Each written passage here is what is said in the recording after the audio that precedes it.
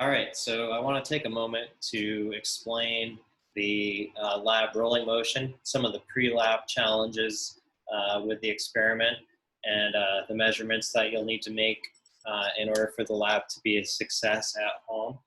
Some of you didn't make the meeting, and that's fine. You can just view this video to help you make sense of it. If you were at the Zoom meeting on Tuesday, you can skip right over this. You already saw all this information.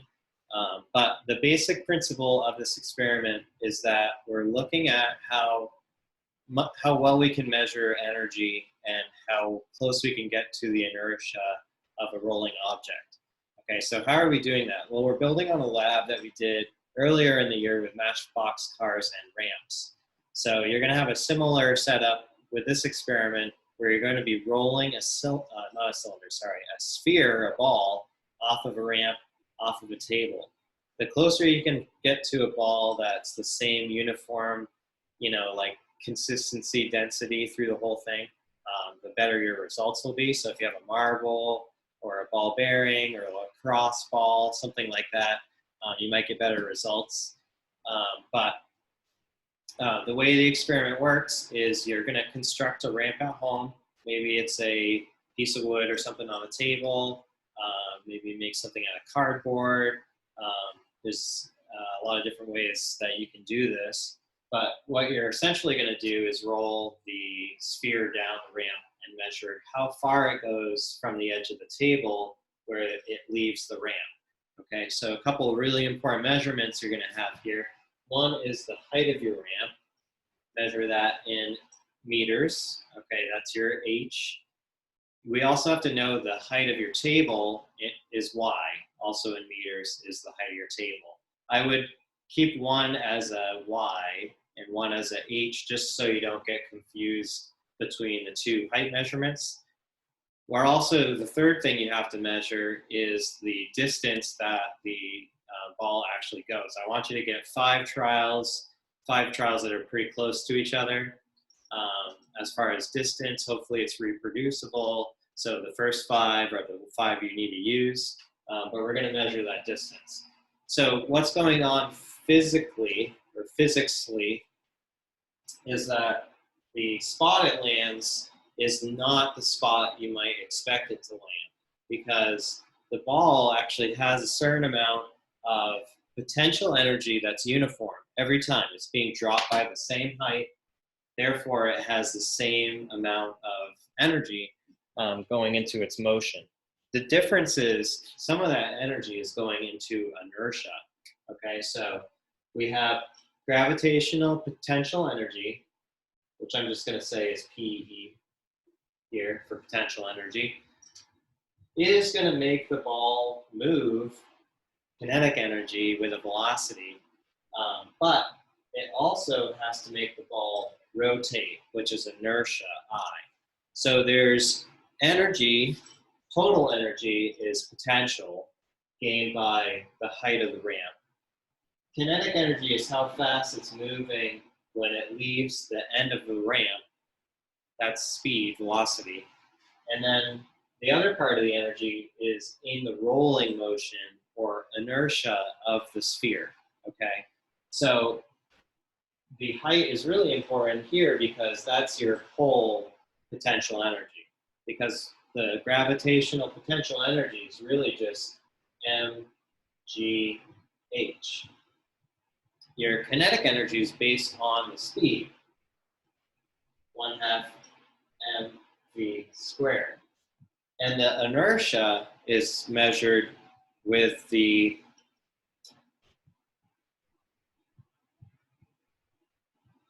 rolling velocity of that sphere. Okay, we got a reflection there, but it's I is equal to 1/2 I w squared. Okay, so this is your equation, and you're probably wondering, well, what the heck? How come there's mass in there? Mass is actually going to cancel out. You'll see in the post-lab calculations that mass is going to cancel out. So you're only going to need to know gravity, we know gravity, height of your ramp, velocity of the rolling object, which we're going to go over how to calculate that on the other board.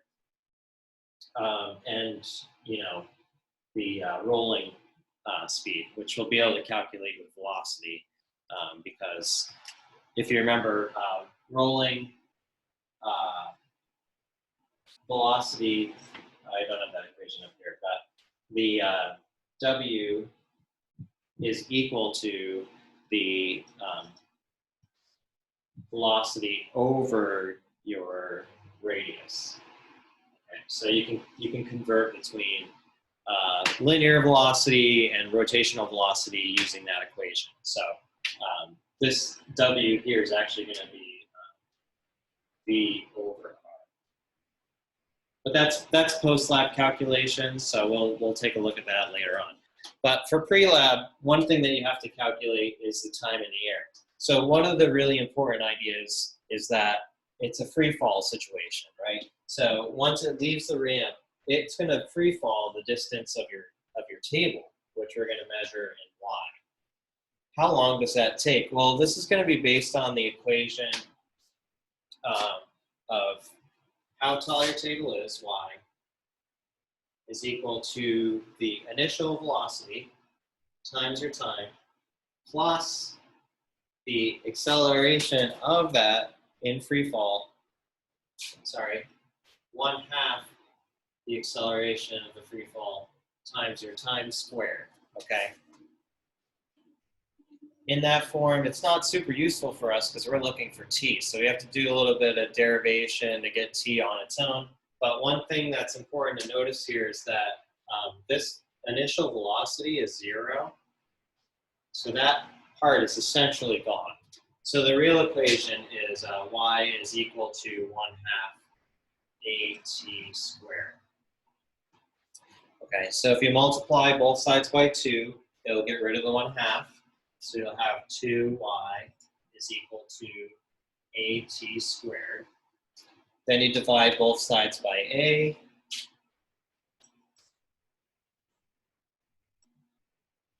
So it's t squared is equal to 2y over a. And then you do the square root of both sides.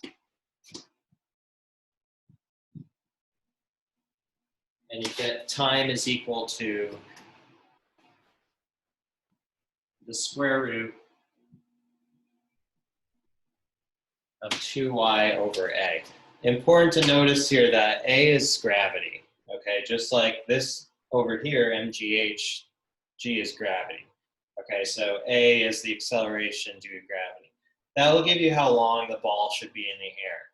Why is that important? Well, we can use that to figure out the velocity of the ball, because if you remember,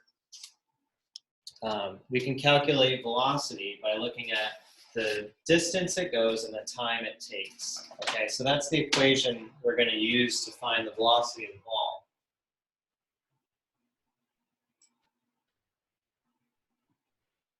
So that time is the time that we calculated in this equation here.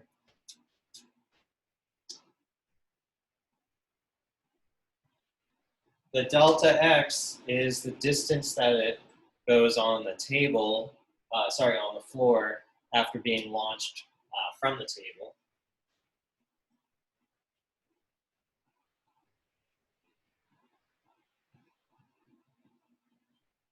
And we can calculate our velocity from that.